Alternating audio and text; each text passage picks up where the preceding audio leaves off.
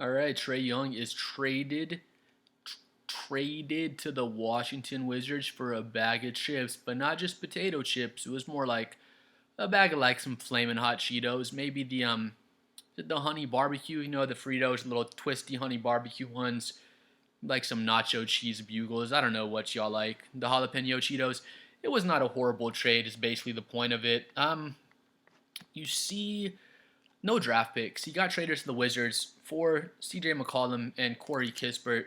Both those guys, McCollum and Kispert, they're both shooting over 38% from three on the season. So Atlanta will get a couple more shooters around Jalen Johnson and the boys.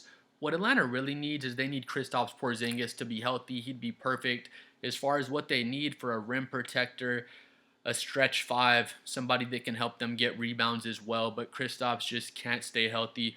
This trade, it's really more just to get off of Trae Young. That was the Hawks' main goal, of course. And, I thought they could have got more back for Trae Young, but his value in the league is obviously just not that high right now.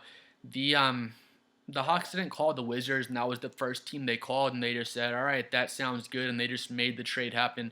They have been calling teams around the NBA and trying to get a good package together for Trae Young, and I guess they decided this was the best they can get back. But again, Kispert and CJ McCollum, they're both shooting right around 38% from three on five or more attempts so far for the season. So two good, decent shooters. They should fit in decently well with the roster the Hawks have right now. Just two other guys that Jalen Johnson can kind of kick out to.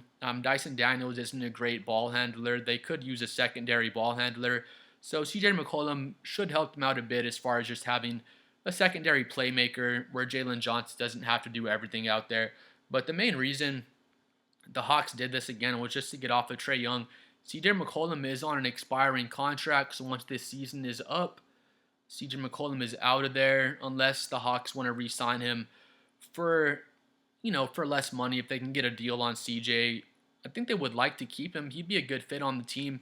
Again, just being a secondary ball handler next to Jalen Johnson. But, I feel like the Hawks, they're pretty close, I guess, pretty close to contending in the East, or at least being a team I could see making it to the Eastern Conference Finals. If they could add just like a strong scorer next to Jalen Johnson. Then if they could add again, just a big man. They really need a center really bad. They have Okongwu out there. He's a strong player, but they just need like a rim protector, a glass cleaner, and if that guy can shoot threes as well, that would be great.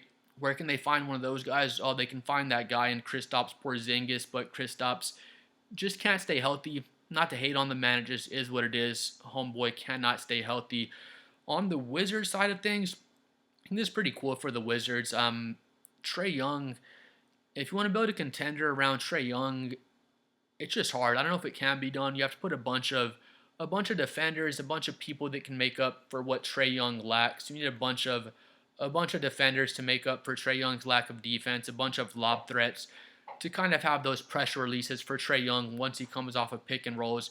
Your big man has to be able to run pick and roll, pick and pop. Otherwise, they're kind of they don't get all the value they can next to Trae Young. So you have to build a really specific roster around Trae Young. And the Hawks decided we have a player in Jalen Johnson that provides a lot of the same things that Trae Young does. And then Jalen's not a good defender either, but he provides more than Trae Young defensively. And he's not a 5'11 guy that can just get attacked over and over again defensively in the playoffs. So I think it's pretty cool for Washington as well. Trae Young should be able to play well next to Alex Starr, next to Keyshawn George, and just kind of help those guys develop a little bit more. Maybe help Alex Starr become a better pick and roll, pick and pop style player. So, this is ESPN.com. They gave both teams a B for the grade on the trade. I think that's pretty fair. Honestly, when I saw the trade first happen, I was thinking the Hawks should have gotten some draft picks back. At least find a team where you can trade and get some draft picks back. But the Hawks, they seem pretty happy with where they're at. They have a good young core. They just did this to get off Trae Young. Again, they get back CJ McCollum.